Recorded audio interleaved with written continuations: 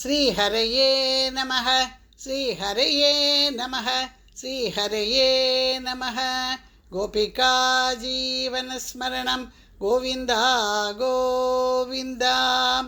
दशकं 38 श्रीकृष्णावतारम्।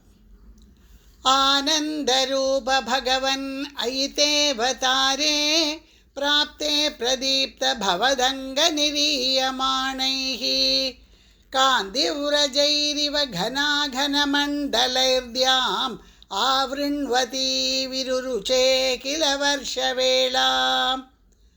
आशासु शीतलतरासु पयोदतोयैः आशासिताप्तिविवशेषु च सज्जनेषु नैषाकरोदयविधौ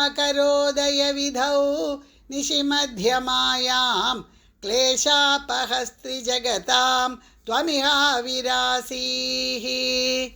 नारायण नारायण नारायण नारायण नारायण नारायण नारायण नारायण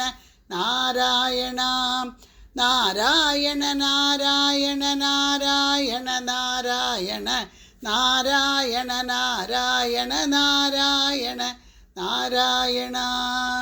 आशासु शीतलतरासु पयोदतोयैः आशासिताप्ति विवशेषु च सज्जनेषु नैषाकरोदयविधौ निशिमध्यमायां क्लेशापहस्त्रिजगतां त्वमिहाविरासीः।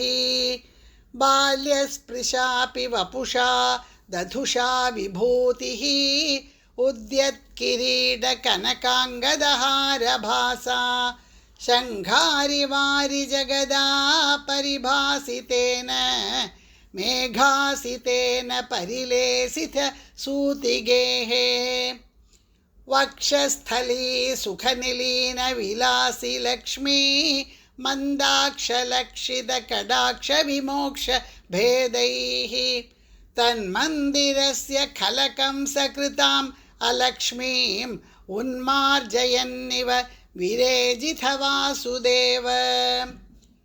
शौरिस्तु धीरमुनिमण्डलचेतसोऽपि दूरस्थितं वपुरुदीक्ष्य निजेक्षणाभ्याम् आनन्दबाष्पपुलकोद्गमगद्गदाद्रः तुष्टावदृष्टिमकरन्दरसम्भवन्तम्। देवप्रसीद परपूरुषतापवल्ली निर्लूनिदात्र समनेत्र कलाविलासिन् खेदान् अपाकुरु कृपागुरुभिः कटाक्षैः इत्यादि तेन मुदितेन चिरं नुतो भूः। मात्रा च नेत्र सलिलास्तृतगात्रवल्या स्तोत्रैरभिष्टुदगुणः करुणालयस्त्वं प्राचीनजन्मयुगलं प्रतिबोध्यताभ्यां मातुर्गिरादधिथ मानुषबालवेषम् त्वत्प्रेरितस्तदनु नन्दतनूजया ते व्यत्यासमारचयितुं सहि शूरसूनुः त्वां हस्तयोरधित चित्तविधार्यम् आर्यैः अम्भोरुहस्तकलहं सकिशोर रम्यम् जाता तदा पशुपसद्मनियोगनिद्रा निद्रा विमुद्रितम् अथाकृतपौरलोकम् त्वत्प्रेरणात् किमिव चित्रमचेतनैर्यत् द्वारैः स्वयं व्यघटि सङ्घटितैः सुगाढम् शेषेण भूरि भणवारितवारिणाथ स्वैरं प्रदर्शितपथो मणिदीपितेन त्वां धारयन् स खलु धन्यतमः प्रतस्थे सोऽयं त्वमीश मम नाशय रोगवेगान्। सर्वत्र गोविन्दनाम संकीर्तनं गोविन्द गोविन्द।